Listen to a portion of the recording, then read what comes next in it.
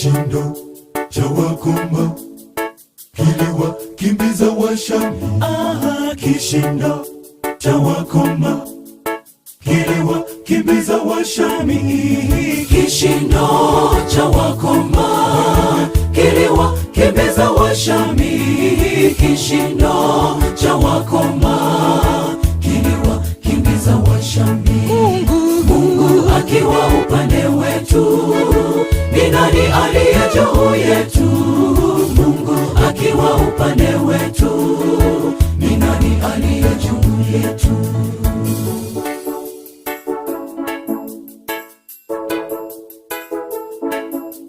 Njaa ilipowakabili wenye ukoma waliotengwa, wakasema kuliko tufe hapa kwa njaa, ni bora twende kambi la Washami.